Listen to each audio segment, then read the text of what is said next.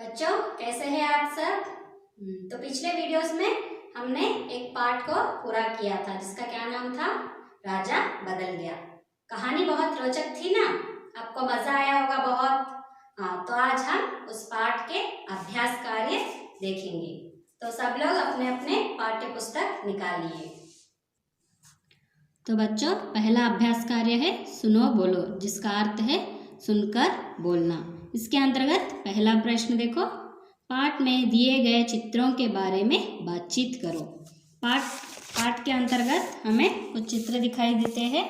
उसमें पहला चित्र क्या है, एक लड़का है और उसके आजू बाजू क्या है, कई सारे पेड़ है जो कैसे दिखाई दे रहे हैं, जंगल में है जैसा। उसके बाद राजेश को क्या दिखाई दे रहा है यहाँ पर, एक सोने का सिक्का। उस सिक्के को राजेश ने किसे दिया, साधु जी को दिया। उसके बाद यहाँ पर देखो बच्चों, यह चित्र में क्या दिखाई दे रहा है, एक राजा है, उसकी सेना है और राजेश के हाथ में क्या है, सोने का सिक्का। इस सिक्के को राजेश किसे दे रहा है, राजा को दे रहा है। तो इस प्रकार इस पाठ में ये चित्र आए हैं। अब दूसरा प्रश्न देखो बच्चों, इस पाठ का कोई दूसरा नाम क्या हो सकता है। इस पाठ का क्या नाम है बच्चों, राजा बदल गया, है ना। तो इस शीर्षक के अलावा कहानी के आधार पर तुम इस पाठ का और कोई नाम बता सकते हो क्या, कहकर इसका अर्थ है। तो हम इस पाठ का और एक शीर्षक भी रख सकते हैं, वह क्या है, ईमानदार लड़का। क्योंकि पाठ में राजेश कैसा लड़का है, बहुत ही ईमानदार है। इस प्रकार इस पाठ के लिए तुम अन्य शीर्षक सोचो। उसके बाद दूसरा अभ्यास कार्य है पढ़ो, पढ़कर समझना। तो पाठ को पढ़कर इसमें पूछे गए प्रश्नों के उत्तर देना चाहिए। तो पहला प्रश्न देखो बच्चों, भाई आपके राजा इतनी बड़ी सेना लिए कहाँ जा रहे हैं। यह वाक्य जिस अनुच्छेद में है उसे पढ़ो और बताओ कि राजेश ने यह वाक्य किस उद्देश्य से कहा था। तो बच्चों यहाँ पर जो वाक्य दिया गया है वह पाठ के अंतर्गत कौन से अनुच्छेद में है उसे ढूंढकर उस वाक्य को अच्छी तरह से पढ़कर उसे समझो और बताना है कि राजेश ने यह वाक्य क्यों कहा होगा, क्यों कहा होगा। यहाँ देखो बच्चों, वह वाक्य यहाँ पर है, भाई आपके राजा इतनी बड़ी सेना लिए कहाँ जा रहे हैं। तो यह उद्देश्य राजेश ने क्यों कहा, क्योंकि वह जानना चाहता था कि राजा अपनी सेना लिए कहाँ जा रहे हैं। इस उद्देश्य ने उससे यह प्रश्न कहा था। इस प्रकार पाठ में ढूंढकर उसे बताना होगा आपको। अब दूसरा प्रश्न देखो बच्चों, नीचे दिए गए वाक्य पढ़कर पाठ के आधार पर सही क्रम में लिखो। यहाँ पर कुछ वाक्य दिए गए हैं जो ऊपर नीचे है, यानी क्रम से नहीं है। उन्हें पाठ के आधार पर या पाठ में ढूंढकर क्रम से करना है। तो पहला वाक्य देखो बच्चों, लीजिए महाराज आप इसे रख लीजिए। दूसरा, मैं राजा हूँ राजा, मैं तुझे गरीब लगता हूँ। और तीसरा, बेटा मुझे क्यों देना चाहते हो। चौथा है, भाई आपके राजा इतनी बड़ी सेना लिए कहाँ जा रहे हैं। और अंतिम वाक्य देखो बच्चों, इसे तो किसी गरीब को दे दो ताकि वह अपना पेट भर सके। इस प्रकार यह प्रश्न वाक्य दिए गए हैं जो क्या है, क्रम से नहीं है। तो पाठ के आधार पर इन्हें पढ़कर क्रम से करना है। उदाहरण के लिए, इसे तो किसी गरीब को दे दो ताकि वह अपना पेट भर सके। इन वाक्यों में यह वाक्य पहले आएगा। उस प्रकार आप बाकी वाक्यों का क्रम चुनो। और उसके बाद अभ्यास कार्य देखो बच्चों, लिखो का अर्थ है यहाँ पर कुछ प्रश्न दिए जाएंगे जिनका उत्तर आपको पाठ के आधार पर सोचकर अपने शब्दों में लिखना होगा। ठीक है बच्चों। तो पहला प्रश्न देखो, किसी पर आक्रमण करना उचित नहीं है, क्यों। तो हमारे पाठ में राजा पड़ोसी देश पर आक्रमण करने जा रहे हैं, लेकिन ऐसा करना उचित नहीं है, क्यों, सोचकर आप लोग लिखना है। क्यों उचित नहीं है बच्चों, क्योंकि दूसरों पर आक्रमण करने से क्या होगा, उनका राज्य नष्ट हो जाएगा, उन्हें बहुत सी हानि होगी, प्राण नष्ट हो सकता है और संपदा नष्ट हो सकता है।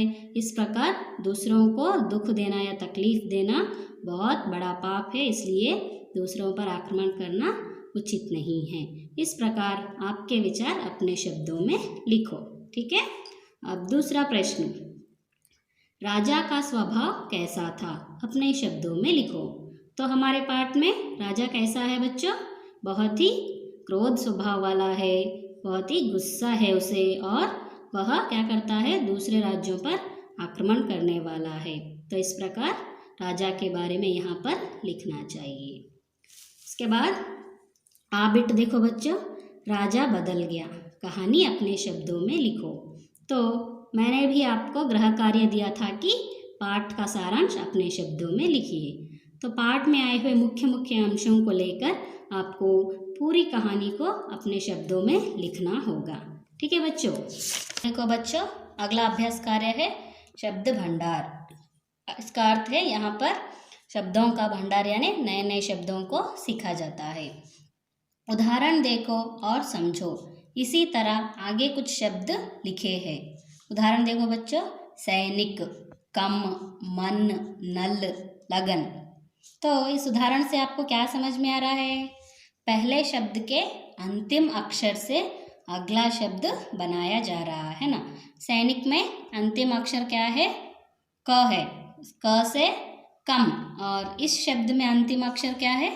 म है, म से मन। इसमें अंतिम वर्ण क्या है बच्चों? न है, न से नल, और इसमें अंतिम ल है, ल से लगन। इस प्रकार पहले शब्द के अंतिम वर्ण से आगे के शब्दों को यहाँ पर बनाना होगा। तो यहाँ पर देखो बच्चों, जंगल, जंगल में अंतिम वर्ण क्या है? ल है, ल से लाल, लास्ट का अंतिम ल है, तो ल से लगन, और लगन में अंतिम वर्ण न है, न से नल। इसी प्रकार बाकी के शब्दों को भी आपको करना होगा। दूसरा है देश और अंतिम है एक। इनका भी इनके अंतिम अक्षर से अगले शब्द का निर्माण आपको करना चाहिए। उसके बाद आबिट देखो, नीचे दिए गए शब्द पढ़ो, उनके विलोम शब्द लिखो, वाक्य प्रयोग करो। तो यहाँ पर कुछ शब्द दिए गए हैं जिनका आपको पहले विलोम शब्द लिखना है और उनका वाक्य प्रयोग करना है। तो पहला शब्द है पास। पास का विलोम शब्द क्या होगा बच्चों? दूर। दूसरा है बड़ा, बड़ा का विलोम शब्द छोटा। और तीसरा है गरीब, गरीब का विलोम शब्द अमीर, देश, विदेश। तो उदाहरण देखो बच्चों, पास का विलोम शब्द दूर है, तो इनका वाक्य प्रयोग, मक्का मस्जिद चार मीनार के पास है, बिरला मंदिर दूर है। उसी प्रकार बड़ा और छोटा, गरीब, अमीर, देश, विदेश, इन विलोम शब्दों का भी आपको वाक्य प्रयोग करना होगा। अगला अभ्यास कार्य देखो बच्चों, सृजनात्मक अभिव्यक्ति, यानी यहाँ पर आपको सृजन करना होगा। तो इस कहानी की किसी एक घटना को संवाद रूप में लिखो। संवाद यानी कन्वर्जेशन। तो किसी एक घटना को लेकर आपको क्या करना होगा? उसे संवाद रूप में लिखना होगा, डायलॉग्स के रूप में लिखना होगा। आप इसमें साधु जी और राजेश का संवाद ले सकते हो, राजा और किसका? राजेश का संवाद भी ले सकते हो। तो यहाँ पर हम राजेश और राजा का संवाद भी ले सकते हैं। जैसे राजेश पहले राजा के पास जाकर प्रणाम किया, राजा उसका प्रणाम क्या होना बेटा बोल के पूछेगा, तो फिर उसका राजेश लीजिए महाराज आप इसे रख लीजिए कहकर सिक्का देगा। तो राजा बेटा मुझे क्यों देना चाहते हो कहेगा। उसके बाद राजेश मुझे साधु ने इसे किसी गरीब को देने के लिए कहा था। उसके बाद राजा तो तुझे मैं क्या गरीब लगता हूँ कहकर राजा कहेंगे। इस प्रकार आप किसी एक घटना को लेकर एक संवाद रूप में इस घटना का निर्माण करना है।